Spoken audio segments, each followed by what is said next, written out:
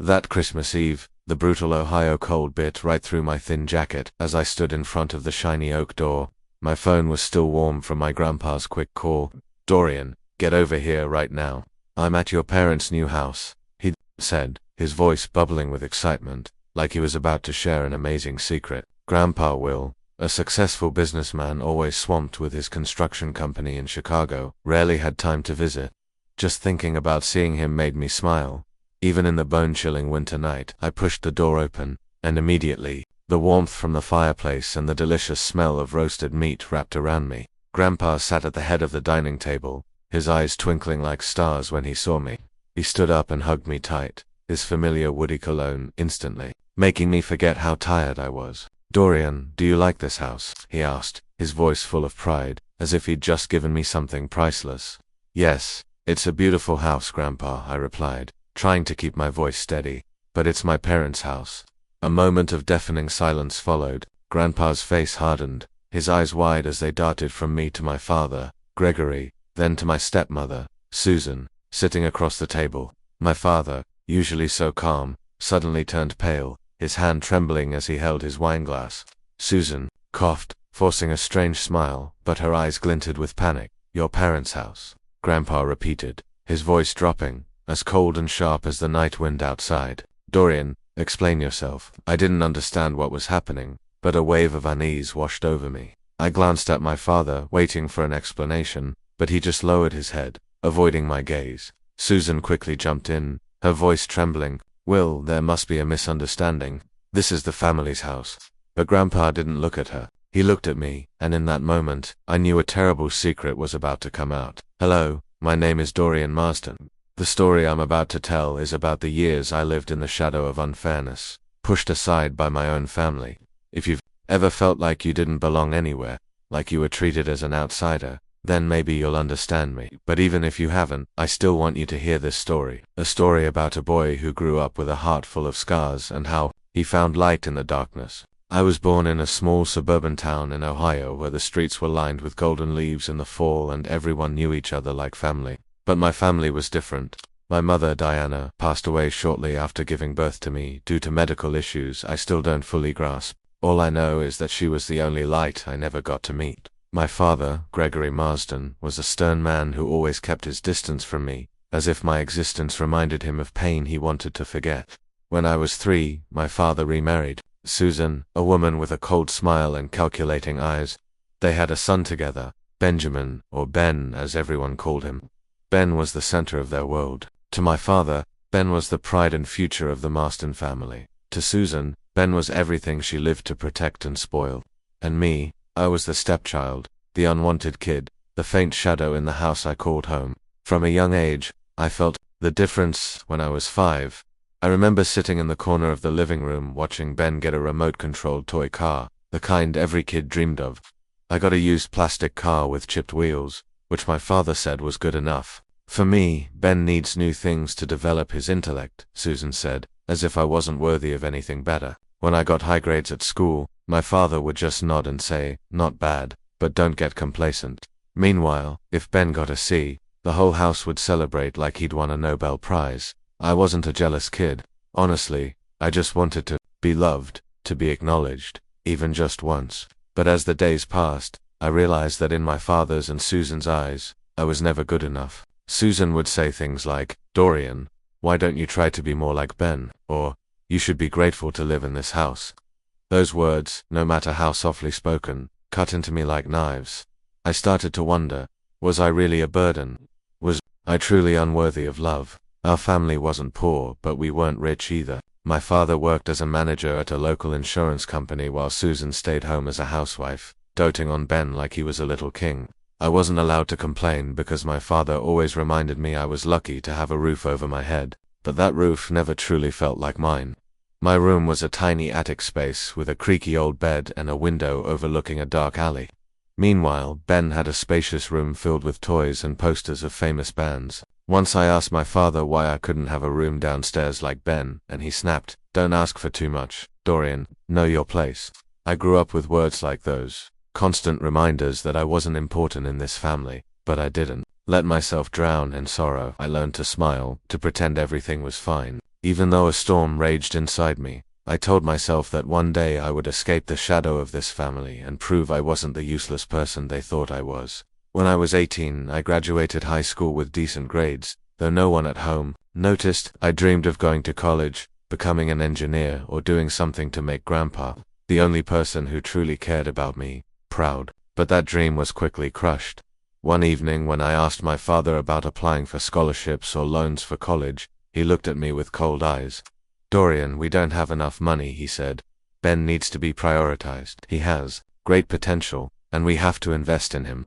I stood there, stunned, feeling like the world was collapsing beneath me. Ben, the brother who only played video games and hung out with friends, was the one chosen to fulfill his potential. I didn't argue, I didn't cry, I just nodded and left the room. That night I lay on my old creaky bed, staring at the cracked ceiling, and promised myself I would rise on my own. If my parents didn't believe in me, I would believe in myself.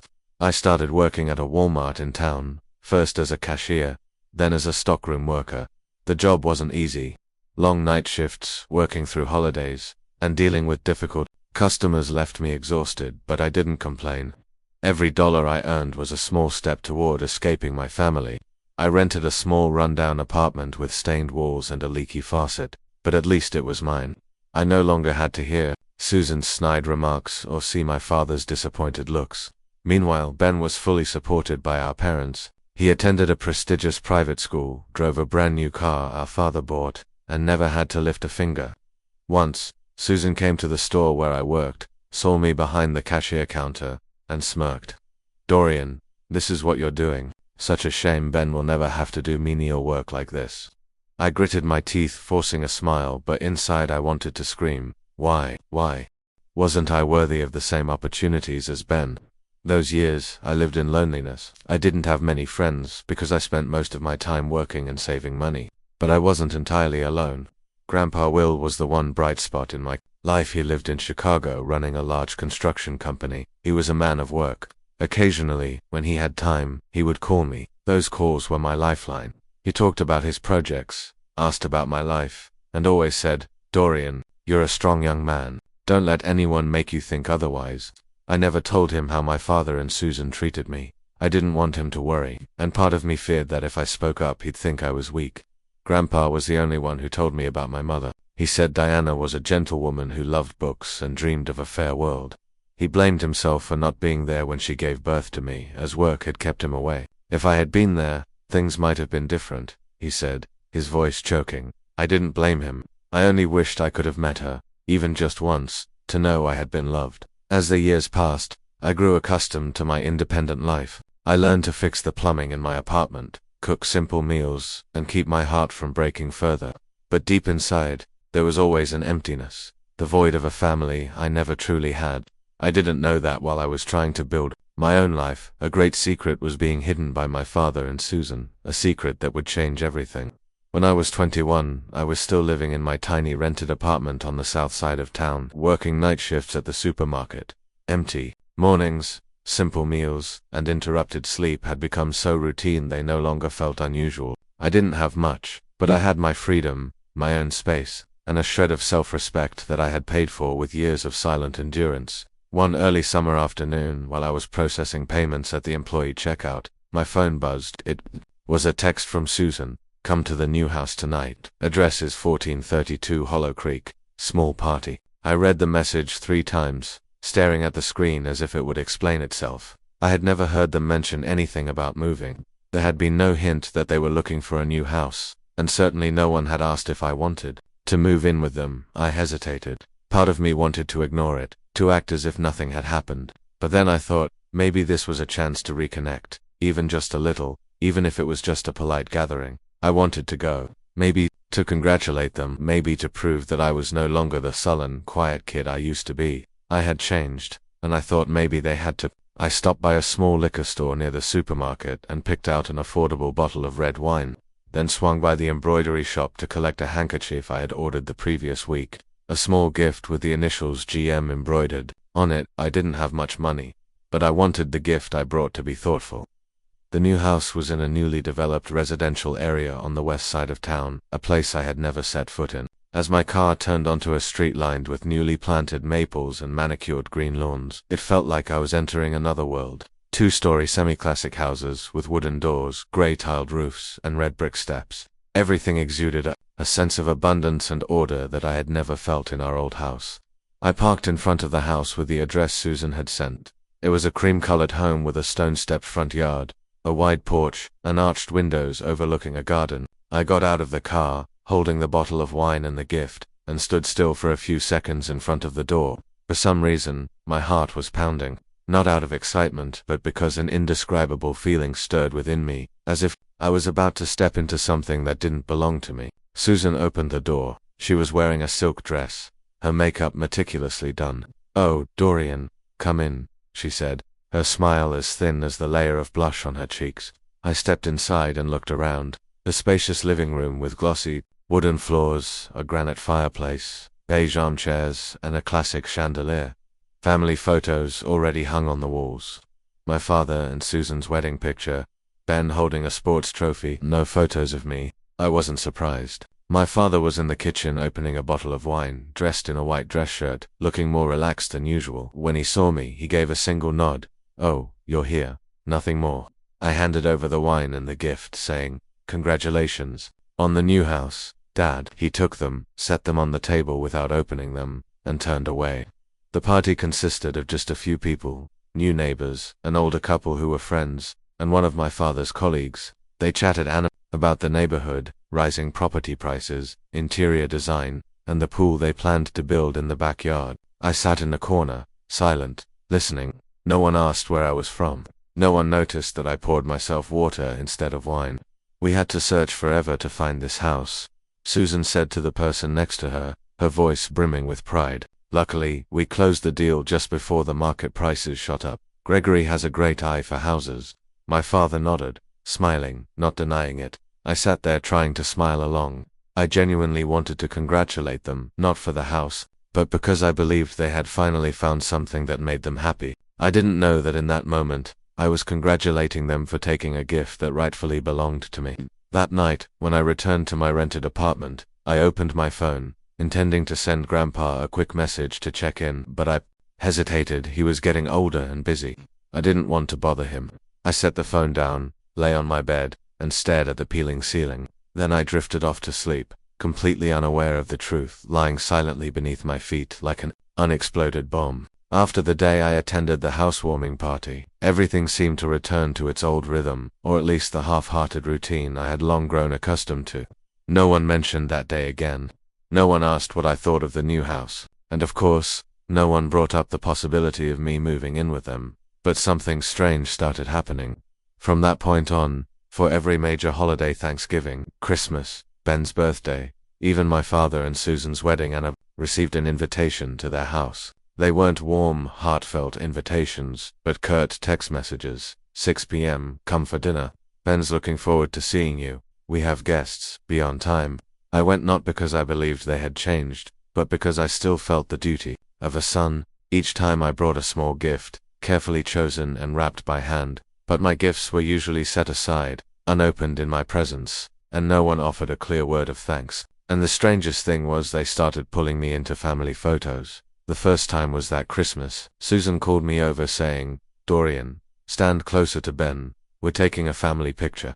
I was surprised but stepped forward. My father stood in the middle, his arm around Ben's shoulders. I stood at the edge of the frame, forcing an awkward smile. As the camera clicked, I felt like I had just stepped into a silent play, and I was the supporting character thrown in to fill out the cast. In the times that followed, they kept pulling me into photos. At first, it was with the whole family. Later, sometimes just with my father. Once, Susan even placed her hand on my shoulder, smiling brightly. I didn't understand what was happening. Before, I had always been excluded from moments like these. The photos hung in the old house never featured me. So why were they doing this now? I asked once, lightly, after Ben's birthday dinner. "Why have we been taking so many family photos lately?" Susan laughed and said, "Oh, we just want to capture memories. You're part of the family, too, aren't you?" I nodded, but my heart felt heavy. I wasn't naive.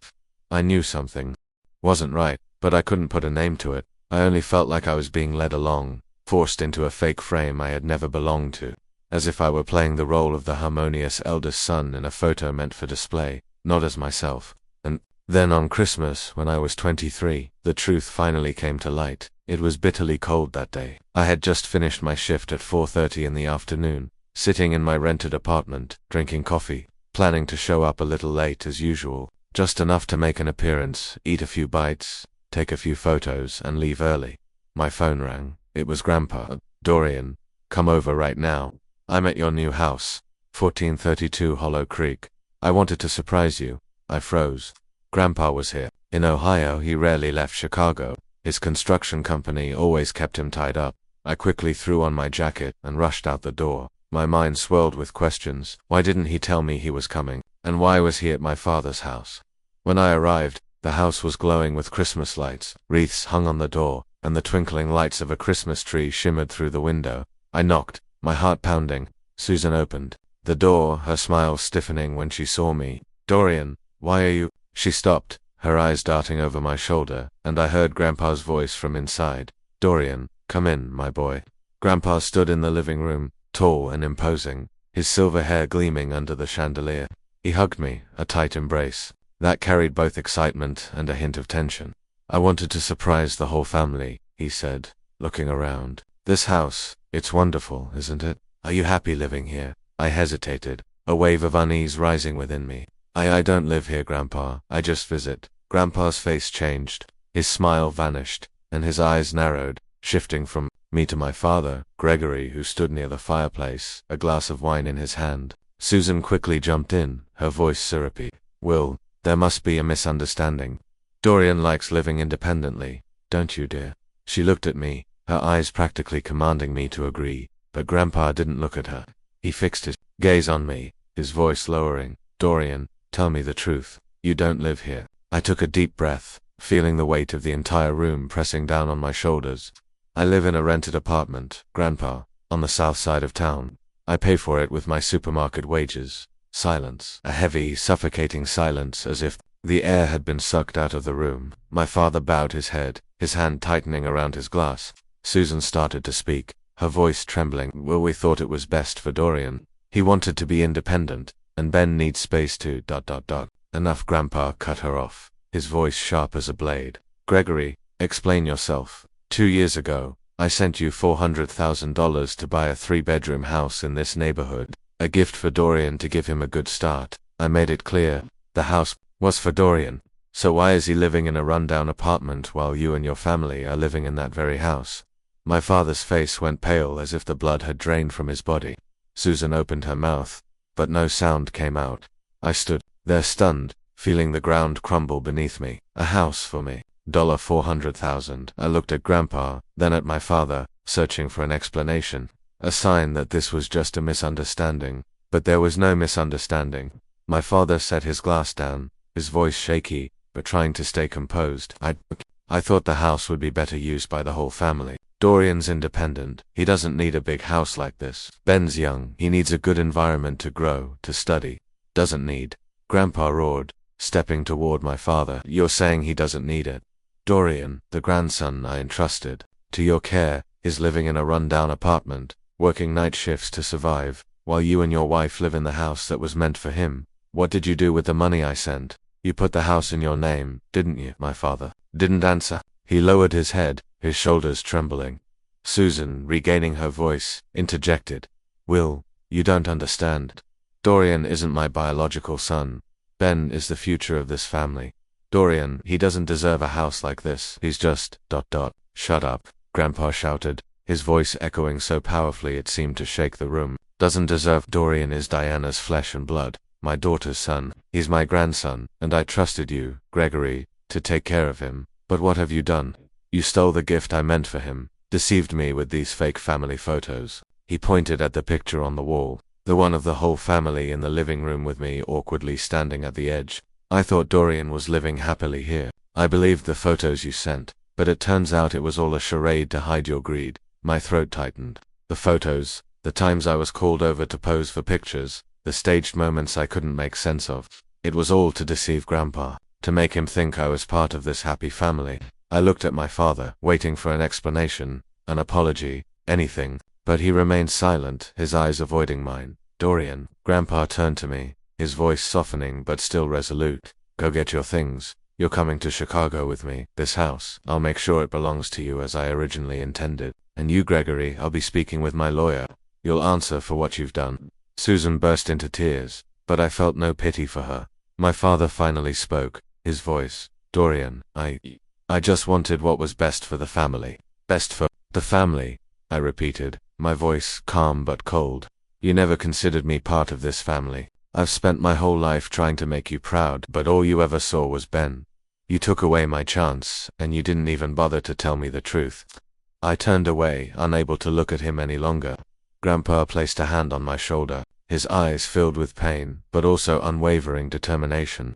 Let's go, Dorian. You don't need to stay here anymore. The chill of Christmas night bit into my skin as we stepped out of the house that was supposed to be mine. The dim glow of streetlights illuminated the snow-covered street, and I could feel my heavy breaths blending into the frigid air. Grandpa led me to a sleek black SUV parked by the curb. The driver, a middle-aged man in a sharp suit, opened the door for us. To the hotel first, Grandpa said, his voice low but firm. I slid into the backseat beside him, feeling like I was stepping into a different world, a world I never thought I belonged to. Are you okay, Dorian? Grandpa asked, his eyes gentle but piercing, as if trying to read every thought in my mind. I don't know, Grandpa, I replied, my voice. Everything's happening so fast. I still don't fully understand. He nodded, placing a hand on my knee. I know, but from now on, things will be different. You'll come to Chicago with me. We'll start over, just the two of us. I looked out the window, the Christmas lights blurring past like faint sparks.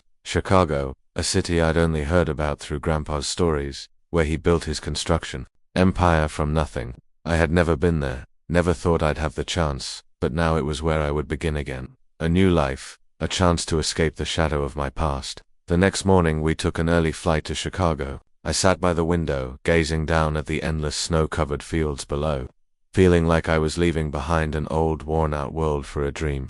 Grandpa sat beside me, quietly reading a business newspaper, but every now and then, he glanced at me with an encouraging smile. When the plane landed at O'Hare Airport, a biting Chicago wind greeted us. James, Grandpa's driver, was waiting with the familiar SUV. We drove through the bustling city streets where skyscrapers towered overhead, their steel and glass gleaming under the winter sun. I had never seen anything like it. Ohio, with its narrow roads and modest houses, seemed to belong to another world. The car turned into an upscale suburban neighborhood where the streets were paved with stone, lined with ancient oaks and sprawling mansions. James stopped in front of a large iron gate, beyond which a driveway led to a 3-story mansion surrounded by perfectly manicured lawns and vibrant red rose bushes even in the middle of winter. My jaw dropped, unable to believe my eyes. Is this your house, Grandpa? I asked, my voice trembling. Grandpa laughed heartily, clapping me on the shoulder. Welcome to my home, Dorian. And now it's your home too. Grandpa's mansion wasn't just a house, it was a palace. The carved wooden front door opened into a grand foyer with marble floors, a spiral staircase leading upstairs, and abstract paintings lining the walls. The living room was 3 times the size of my rented apartment, with floor-to-ceiling windows overlooking a backyard garden, complete with a shimmering pool and an outdoor barbecue area. The scent of pine and leather from the luxurious furniture made me feel like I had stepped into a 5-star hotel. I don't know what to say, I whispered, standing in the middle of the living room, still clutching my small bag of belongings. You don't need to say anything, Grandpa replied, leading me upstairs. Your room is here. He opened the door to a spacious bedroom with a king-size bed, a walnut desk, and a window overlooking the garden. A brand new laptop sat on the desk, and a soft, plush rug covered the floor. This is where you can start over. No pressure, no burdens, just a fresh start. I sat on the edge of the bed, feeling like I was dreaming. Just hours ago, I was in my rundown apartment with a leaky faucet and peeling ceiling. Now I was here, in a room I wouldn't have dared to imagine. But alongside the overwhelming awe was a lingering ache. The house in Ohio, the house that was meant to be mine, still felt like a thorn in my heart. That evening, Grandpa took me to a fancy restaurant in downtown Chicago. We sat in a quiet corner, the candlelight flickering on the table. He ordered an expensive bottle of wine, but I only took a small sip, still unaccustomed to such luxury. Dorian, he began, his voice low and serious. "There are things we need to talk about your father, the house, and what happened." I nodded, my heart pounding. I knew this conversation wouldn't be easy. 2 years ago, I sent Gregory $400,000 to buy the house in Hollow Creek. I wanted it to be a gift for you, a foundation for you to build your future. I was busy with the company, unable to oversee the purchase myself, so I trusted Gregory to handle it. I thought he would follow my wishes. He paused, his eyes darkening, but I was wrong. I clenched my fists under the table, trying to keep my voice steady. "So, Dad kept the house for himself." "That's not all," Grandpa said, his voice thick with anger. "I've been sending Gregory money since you were a child. Not just for the house. I sent money every year to cover your school fees, clothes, everything you needed to grow up in the best conditions. I thought Gregory was taking care of you the way I wanted. But today, when I heard you talk about living in a rented apartment, working night shifts at a supermarket, I realized he kept it all for himself and his new family. It felt like someone had punched me in the chest. School fees, clothes, the things I never had. All those years wearing hand-me-downs, eating instant noodles, and working myself to exhaustion to make ends meet. It could have been different. My father, the man I tried so hard to please, had taken not only the house, but also the opportunities Grandpa meant for me. I didn't know about any of that money, I said, my voice choking. Dad never told me. I thought he didn't have enough, so I had to manage on my own. Grandpa slammed his hand on the table, making the wine glasses tremble. "That bastard," he growled, drawing glances from nearby tables. "I trusted him with you, thinking he'd treat you well. But he betrayed me, and he betrayed your mother, Diana." Hearing my mother's name made my eyes sting. I had never met her, but through Grandpa's stories, I knew she was a gentlewoman who wanted a good life for me. The thought that my father had stolen what she and Grandpa intended for me ignited a fury I couldn't suppress. "What are you going to do, Grandpa?" I asked, though I could guess part of the answer. "I'm going to sue Gregory," he said, his voice cold as ice. "I'll make sure the house is transferred to you, and I'll cut off all financial support to him. He doesn't deserve a single cent." I stared at the table in silence. Part of me wanted my father to pay, to face the consequences of his actions, but another part, the part that had grown up in neglect and pain, just wanted to let it go. I was tired of living in resentment. I didn't want my new life in Chicago to be tainted by lawsuits and disputes. "Grandpa," I said, my voice soft but firm, "don't sue him. I know you're angry, and so am I, but it's already happened. I don't want to drag this out. Cutting off his financial support is enough to make them realize they can't keep taking advantage of you. I just want to start over here with you."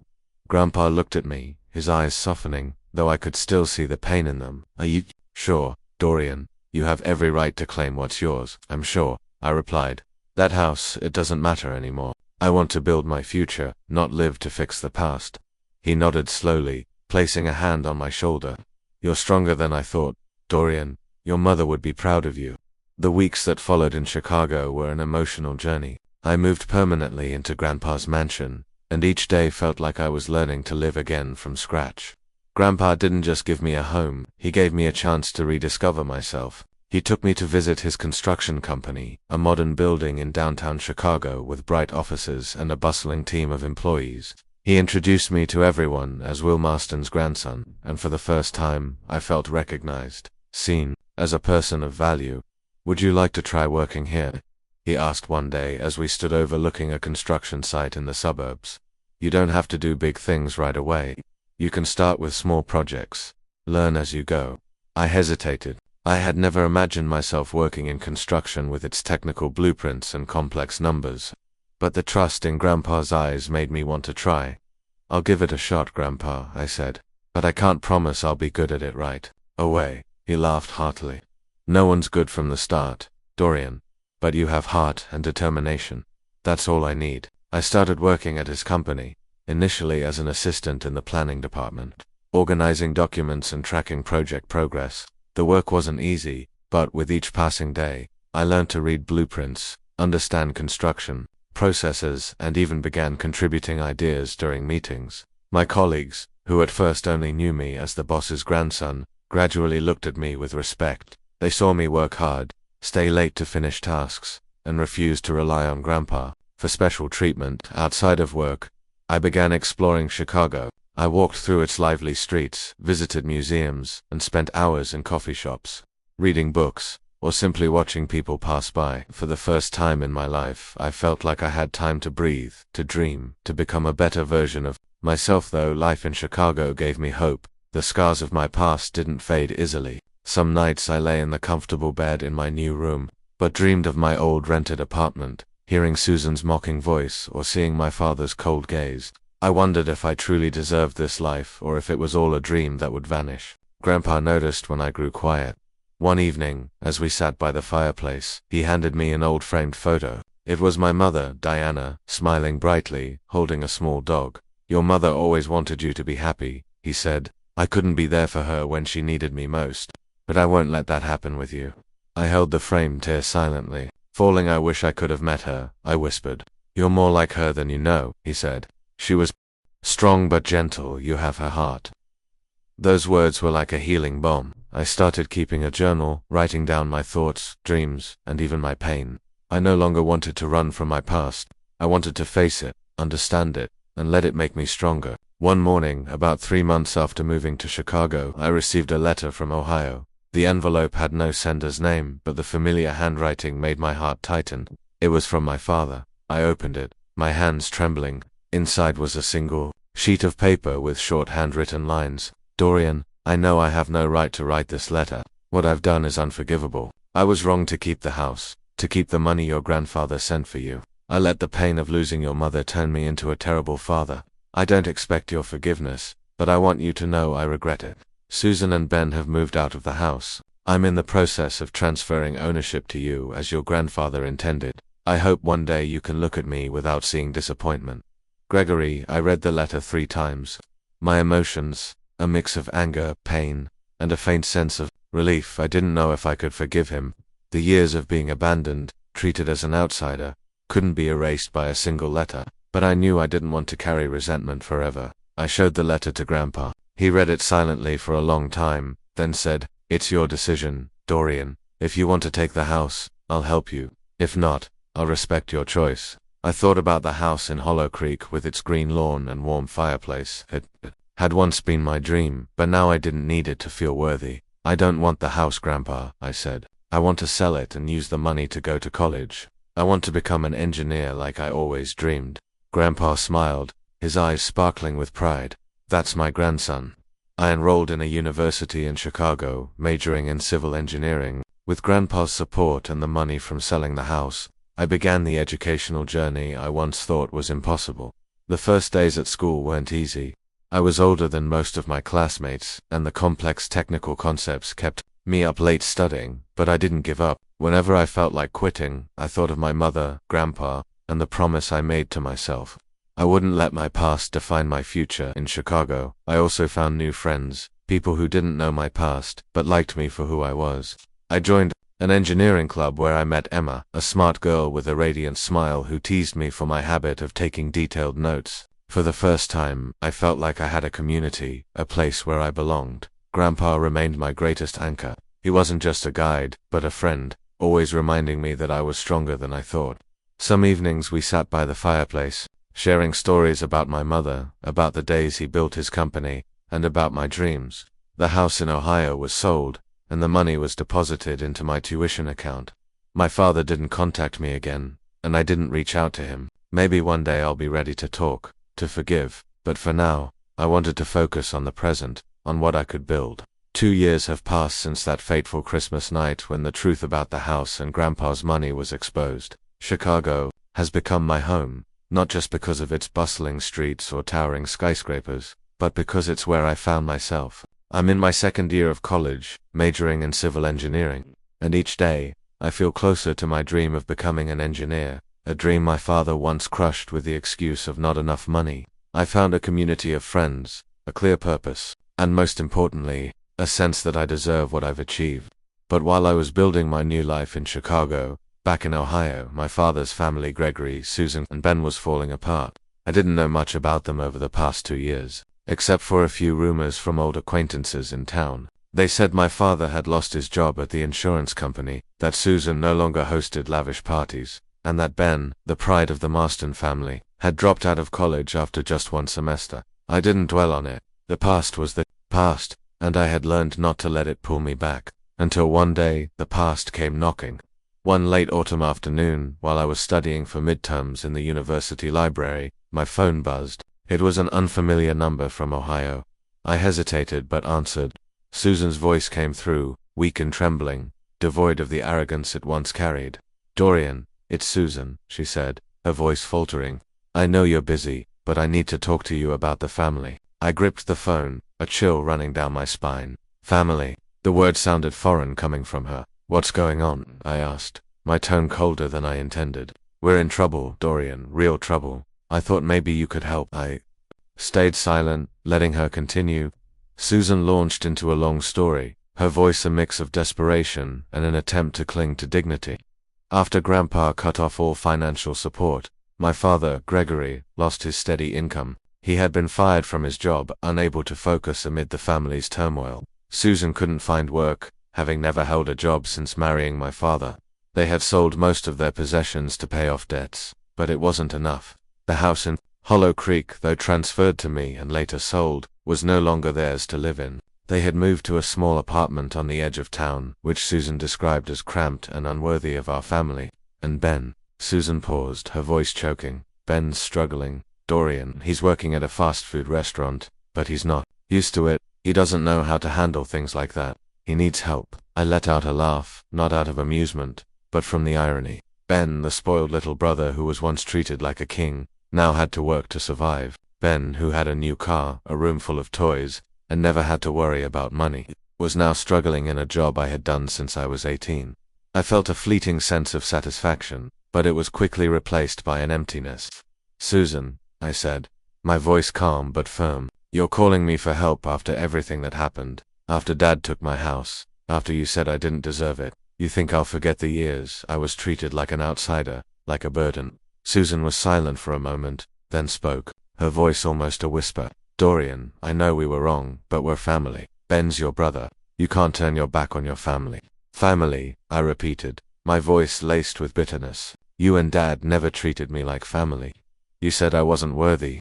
Dad took not just the house, but the money Grandpa sent for my education, for my life. And now you want me to help Ben, the one who was always favored over me. No, Susan. Let Ben learn to stand on his own like I had to. Let your family figure it out. I don't owe you anything." I hung up, my hand still gripping the phone, my heart pounding. Susan's words echoed in my mind. Family, Ben needs help, but those words no longer had the power to sway me. Not after everything they had done.